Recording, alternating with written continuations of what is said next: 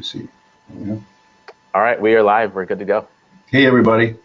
Welcome to a conversation about life on planets.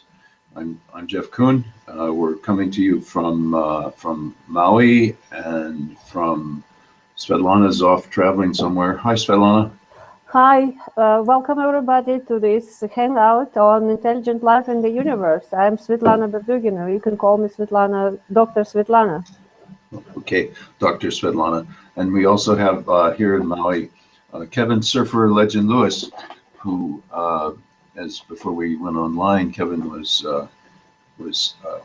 mentioning a press conference. Tell us about it.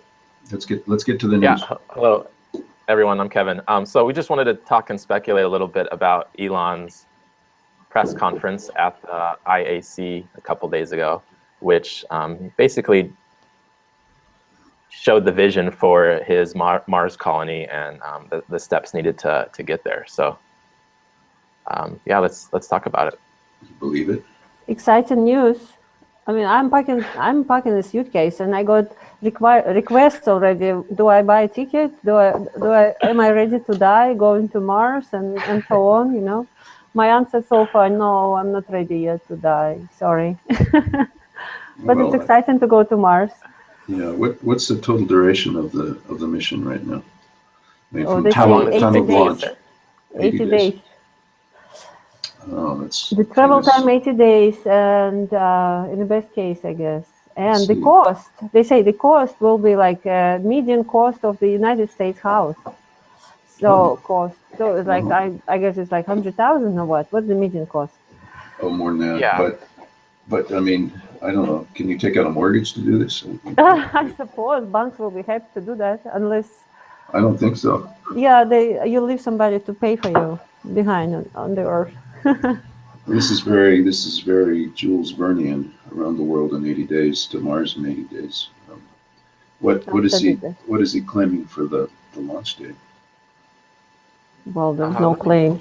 Let me pull that up. There's no I think claim. There is a enthusiasm. There's a lot of enthusiasm for going on Mars, and you know there was this European company as well. I forgot which country, announcing that 10,000 volunteers going to getting one-way ticket to Mars a couple of years ago. So it's something similar. Be ready to die.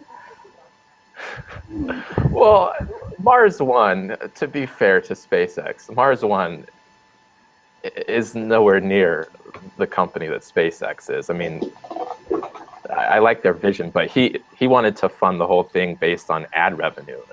He's like, yeah, he kept on saying, well, I watched how much the advertisers get for the Olympics, so I'm just gonna sell ads, which is gonna pay for this whole mission, which I thought was really interesting. Versus SpaceX is based on real business, servicing satellites and the International Space Station. Yeah, you got to start somewhere. So why not? I just think that it's. It's very interesting in the sense that we are. I mean, there are already experiments on Earth for encapsulated life sustainability, like a Biosphere 2 and other similar, less in size, small in size, but with the same goals to see how sustainable is activity and how sustainable can be atmosphere under the bubble. And there are plans to transform Mars atmosphere, to create recreate Mars atmosphere nuclear bombs, for instance, nuclear explosions, and many other crazy plans. But sure, I think we should start somewhere. And my opinion is that living on the bubble would be something as a first thing, to do. All right, let's get and serious. growing potatoes. Remember that? Let's get serious. We have to grow potatoes as well. Hey, I'm optimistic. I think it's important, though. We should be multiplanetary. You know, it's a good thing to be. Yeah, I guess though is by the time you're ready to launch this, you're also ready to encapsulate human life in the kind of singularity view that people have, which is that you'll be able to build machines that have the complexity of a human mind, and maybe even self-awareness that we think about. So if that were true, then hey, who needs this wet chemistry? Let's do it. Let's do it with little nanoprobes if we have to. Don't we still have to worry about asteroids? What about the every 100 million year asteroid that wipes out everything? Yeah, we should worry about that Sure, too. no, I'm not They will wipe arguing. us out completely. Yeah, I don't think you want to abandon. I'm not at all suggesting we abandon exploring. I just think that exploration might take a different route, and life and evolution and what constitutes self-consciousness. We may have migrated to non-carbon based life form by that time. Anyway, we should be serious. Let's come back to this techno biomarkers that we. Yeah, let's be serious and look for civilizations on other planets instead, instead of colonizing them. Exactly. Right? Isn't it just? It's the same thing. Well, anyways. the Mars is a good segue into a discussion about looking for advanced civilization by looking for artifacts. Right. Mars was a first example of potential evidence of an advanced civilization because of canals. We look up and we see structure on the planet that looks like it's built by some intelligence. Well, some people believe that intelligent civilizations exist also on Venus. So why would they think that? Why? What evidence do we have for that? Well, we have lots of clouds created by civilizations. Oh, come on. Like in the Matrix, with the evidence on the Mars, canals made by civilizations. Well, we've talked about through rotational planet imaging, looking at the structure of a planet, and it is possible to imagine doing the same thing for exoplanets that Percival Lowell did for Mars, which was he looked up and he said, oh, there's linear structures up there that look like great canals. And of course, if you were to take a planet and ask how would you efficiently use its surface, it wouldn't be through probably the arbitrary plate tectonics that we look at the Earth that makes it most useful. So one of the technomarkers might be to look for something analogous to canals on exoplanets through this technique that allows us to make images of the albedo variations across a planet. So, yeah, and then we will mislead ourselves to the same like Martian civilization. We definitely discuss and have ideas on how to find those civilizations, not just on a pure appearance, but on a more significant technomarkers. Because, sure. I mean, if you find canals on other exoplanets, will you not be fooling yourself the same way, second time? I'm not totally understanding the whole canal thing. I mean, we don't really have canals on. It's not like there's canals everywhere on, across North America or across Europe that are visible. Grand Canyon. Well, come on. If we had if you had a high resolution image of the surface of the Earth, you would conclude that there's advanced civilization. Anytime you fly over any part of the United States in an airplane, you could look down and see that that must be evidence of advanced life, structures that happen on large scales. So large scale structures are things that have to do with funneling resources or energy distribution or lots of things that have to do with civilization. And any large structure, in principle, I think, if it's symmetric enough, if it has it has to be a regular structure. I mean, irregular structures like a canal on Mars or this Grand Canyon on Mars, it's not a confirmation of it's not a hint of a civilization. It has to be something regular which doesn't occur in nature so easily. Right. Some artificial, what we call artificial structures. So it's all a question of, right? Nothing we do actually proves that we see advanced civilizations. We have to. There's a sliding scale of certainty, and then I think the thing that we've talked about, Svetlana, in the past has been the thermal signature of a civilization. That life ultimately is described by heat. It requires heat in some form, either to move information around or as evidence of the processes that we think are part of any civilization. Maybe not. Maybe civilization evolves into the cloud, and then it's just whatever resources go into computing and moving information. I think it's clear that there could be similarities to what we have here and these heat islands, what we see as signatures of our Earth civilization, could exist on other planets, and they could not at the same time. So they may be there, maybe not, and depends how civilization evolves, exactly like you said. And I mean, we have to be honest always to ourselves that we do search something similar in biomarkers and in technomarkers, similar to what we have here.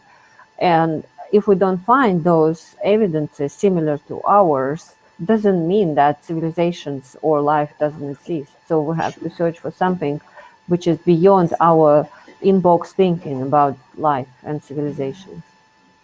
That's something that we have to really explore. How far beyond our own perception of life we can go. So we're definitely limited there, but we have to make all these efforts to go outside the box. Jeff, when you're saying life going up into the cloud, what do you mean by that? Oh, you know, this sort of those future, clouds on Venus. No, not that cloud. clouds. The computing cloud, right? I mean, this idea that if you had a chance, if you offered any human being a chance to be immortal, I suppose 9 out of 10 of them would say yes. But here, immortality could mean taking every bit and scrap of information in your brain and moving it up into something that is loosely a computer or a machine. 20 years, we'll have the capacity, maybe, to be able to download the neuronal information in your head and put it into a machine. Cloud, call that the cloud. And at that point, evolution changes. At that point, this transition from the sort of wet chemistry evolution to something that involves the combination of the senses that we know and some future information processing capabilities that we don't yet have. And in a way, this cloud life would produce the same heat signature as normal life, because it will consume energy and will generate heat in the same way as other computers. So that is something. That contrast of a heat could be more larger than we have on Earth, because as we argued in our article, that heat difference is very close to the environment temperature. It's not far from the environment. But with the computers, you don't need, if you have life in the cloud, like in a computer cloud, you don't need really to care where the environment gets too hot. So it will have potentially a larger range of temperatures, because computers are more tolerant to the heat than humans, hopefully, in the future. Yeah, I think that's true, although there are arguments for why computing gets easier when there isn't a lot of thermal noise in the environment where you're doing the computing. We should probably back up, right? And so this idea of finding civilization by energy signatures goes back to, because Kardashev wrote about it, right? And Shklovsky, and there's a long tradition of people that have argued that we should look for advanced life in the universe by looking for energy markers. And so civilization, and the corollary to that is that any civilization that uses energy has to create heat, and that's the first law of thermodynamics, that the use of energy then involves essentially a transfer to a higher entropy state that involves heat. So a civilization that's able to use the energy output of an entire galaxy is a class 3 civilization, and maybe that's what a quasar is at some level, things that look like quasars. Although we think those are astrophysical objects unrelated to the signature of energy from a galaxy being used by civilization. Using all of the energy of a star is a concept that Kardashev thought of as a class 2 civilization. Freeman Dyson wrote about it 50 years ago when he talked about enclosing a star with a bunch of photocells, a sphere of photocells using that energy and then returning the energy back into the environment as heat at roughly a temperature of 300 Kelvin, the temperature near the temperature of the Earth. And they're very serious people that are looking for evidence of objects in the universe, effectively stars that have no visible luminosity, but they radiate just in the thermal part of the spectrum. The most recent. Well, there is a problem with this, that it's shown that to build such a Dyson sphere around the star, to capture its energy, it takes enormous amount of material. It's like a planetary size material, Jupiter size material. And that is something like you also should do when you have enough energy, like to transport, to collect, to build up of that. So I think like, yeah, it's very maybe even beautiful idea of capturing the entire star energy through Dyson sphere, but technologically, at least kind of even extrapolating what we have, I think it's very challenging. And the fact that people look for them doesn't mean that they have to exist, you know? So I like, I'm very skeptical, like, okay, you can search and you can report that there is nothing that you found, but why? I mean, it's an obvious, almost obvious outcome. But we're optimistic people, and I think that this branch of searching for extraterrestrial intelligence, which is to use thermodynamics, right? It's hard to cover up one of these signatures, and whatever you found, it would just be the input to the conventional SETI, right? I mean, it's like, it's this sort of two-step process where you use thermodynamics, you see something that's weird, it radiates too much thermal energy, not enough optical energy, and then you hand it off to the Allen telescope array to do observations, to look for other evidence of the leakage of radio communication or something like that we could see. None of these techniques actually prove the existence of civilization, and it's a process, and I think that the sort of that is true for many things in astrophysics, since we do remote sensing. It's like you detect thing, and then you have to prove with another technique and another technique. Yeah. Many things, many like facts which we detected as fact, they actually process, and this is exactly what's happening. Like we are always in the process of proving what we know, of proving what we find, of proving what we believe in. Well, and that's why we have to elaborate on multiple signatures and dismiss those which could be false positives. Yeah, all right. So extrapolating from Kardashev 2 to Kardashev 1 are civilizations that use a lot of heat, maybe like the Earth, and we've talked about a single number that represents this energy usage of a type 1 civilization, and that's the ratio of the power that the civilization consumes compared to the power that intercepts the area of the planet. And Kevin, you may know that Svetlana and I wrote a paper a couple of years ago that talked about, called this omega. Omega for the Earth right now is 0.05%. In other words, we create and use by nuclear, by oil and gas means, a little bit of solar, we use 0.05% of the total amount of power that strikes the Earth from the sun, which is actually a remarkable amount of energy, especially since you consider that of that power that we use, it goes into heating the planet too. That's kind of this unavoidable global warming signature of a technology civilization. Ideally, any technology civilization will use the photovoltaic power that strikes the planet from its star, use that to do useful work, to run cell phones and drive cars and heat the cold side of the planet, whatever you have to do, and then return that heat back into the environment, to keep the planet at a comfortable habitable zone temperature for a planet.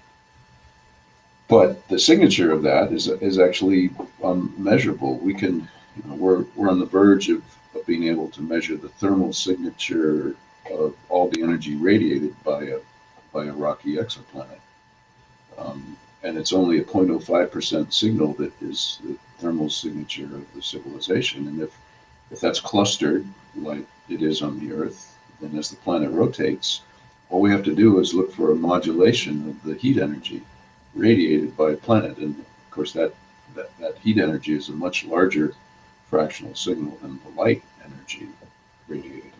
If we were to look back at the Earth from a great distance, the city lights that we look at night are a much tinier signal than the thermal energy that the Earth radiates. And that was our scheme for being able to look for evidence of a civilization, was to look for the thermal signature.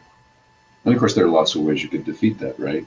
Volcanoes and geysers. Exactly. I mean, whenever I give a talk about that, I also always get questioned, what about volcanoes? What about thermal sources? And there's a clear answer to that, that it's a different temperature contrast. Volcanoes are much hotter as compared to this heat generated by civilization. So there is a possibility to distinguish it, and that's encouraging. Right, right. And I think that if you're optimistic, this was the argument for Colossus, for a 70 to 100 meter telescope. When you get to be that big, it's possible to actually see at 5 to 10 microns, and have enough sensitivity to see a civilization that's not too much more advanced than the Earth, just from that heat signature. What is exciting about this approach is that we really can see civilizations which are not too far advanced from us. I mean, like I said, I'm super skeptical about Dyson sphere, and this is only civilization 2.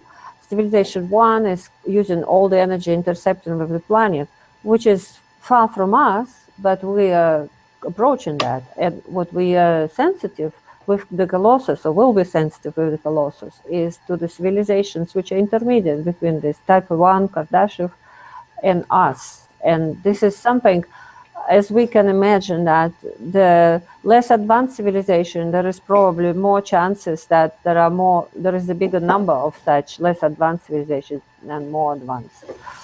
As usual with a primitive life. The more primitive life is more abundant than more advanced life. So the same we can expect for civilizations. And this is what I'm very much more optimistic in finding civilizations which are only slightly more advanced than ours, and not spending enormous amount of effort of capturing the stellar light for their activities. I mean, like whole star energy. So this is like whole star energy. Well, Building a okay. Dyson sphere. All right, but I think you still have to do the kind of searches that who's the young fellow that's doing a Kardashev 2 search by looking for infrared excess. Jason, I forgot his last name, but there are people that are looking for the signature, and I think we have to do it. And there are people that believe that artifacts around stars are, I mean, Tabby star, right? People still talk about Tabby star as potentially being right.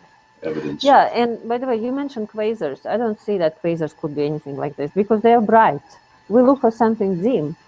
So something dim and having lots of infrared excess. And like this is like a young star, whatever could be. And we have to prove that it's not a young star. Yeah, it's not a good example. It's an example of something that has the luminosity of a galaxy. Yes, roughly. it's opposite, yeah, kind of. I mean, if there would be a lack of quasars, like on a timeline of 10 billion years, Well, no, the energy that's what has our theory predicts, like to have lots of quasars and we're missing some of them. Then we'll say, oh, that's the signature of the Kardashev 3 civilization. We're missing some quasars there. I have a thought. Don't you think that before you're at the point of actually like making Dyson spheres, assuming those are real, that you would have achieved nuclear fusion on your own synthetically? Do you think that's right? I mean, wouldn't you have your technology to be able to do that would be pretty advanced? I'd assume that you would be able to do fusion just at will. That's what the sun does for you already, right? The star is doing that job for you.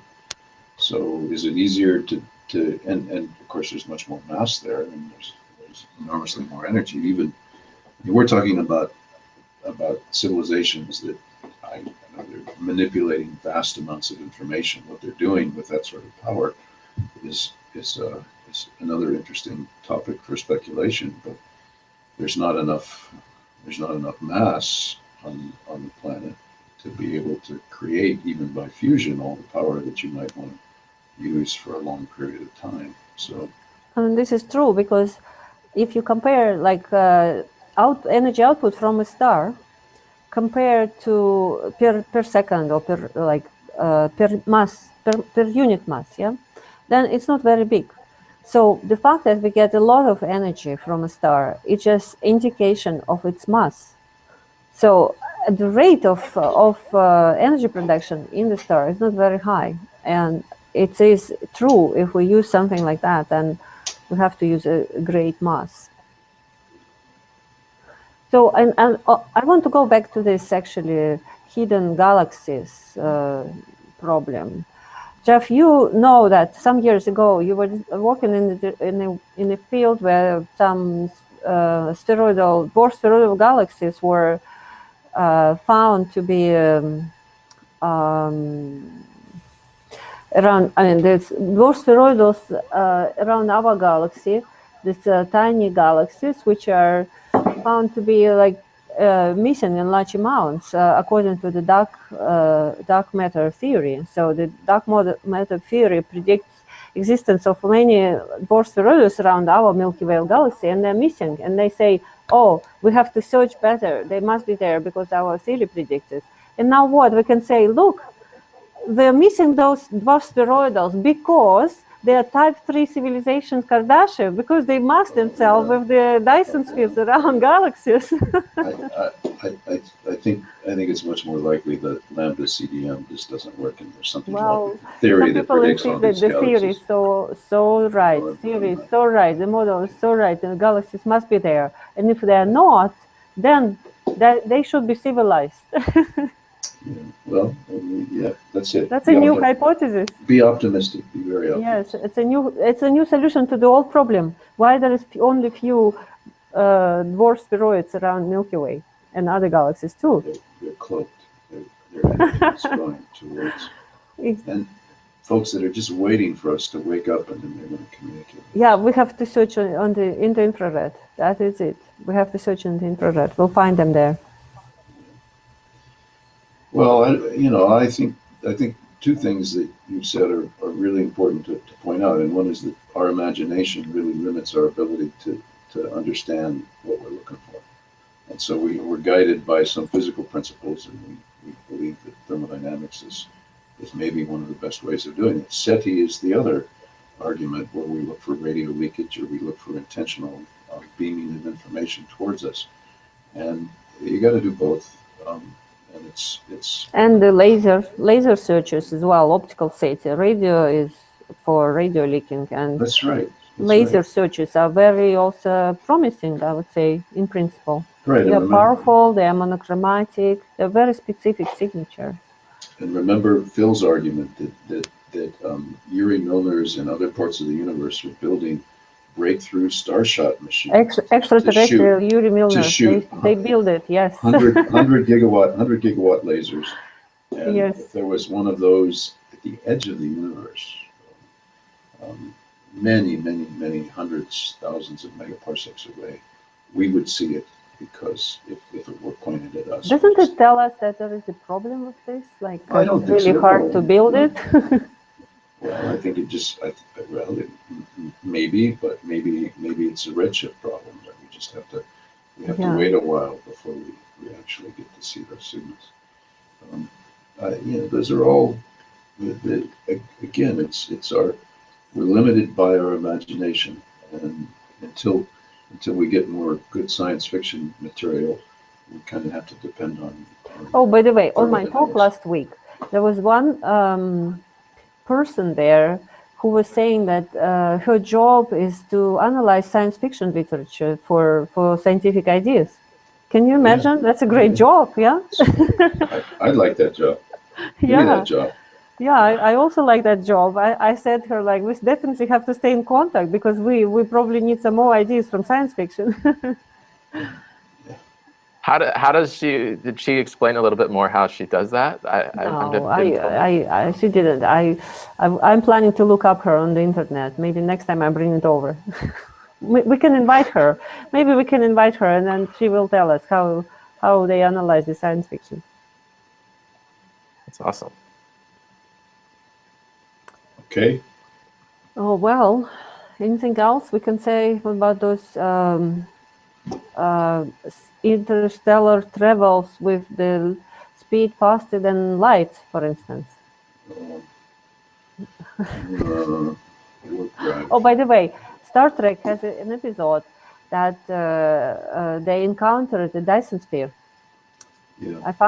I didn't see it. I have to watch it, but I don't know which one is that. But I found a picture of it at Enterprise coming next to the Dyson sphere and knock in the door.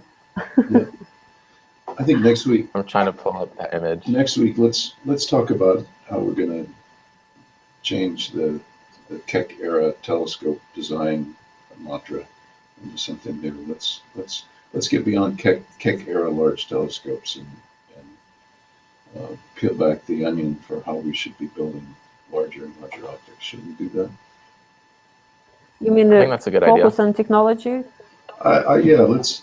I mean, we've been kind of out there. Let's come back and All right. how we really could. Let's go back to Earth and try to build the telescopes which find the life. Yeah, we could do a whole we are episode not on- overly optimistic here. By the way, this SpaceX project requires improvements to the current technology by at least 10 or even 50,000 times. It's like 4 orders of the magnitude. What we do with Colossus, it's only what, 100 times what we want to improve, or I don't know, it's only a couple of orders of magnitude. Well, I think even So it's much more realistic.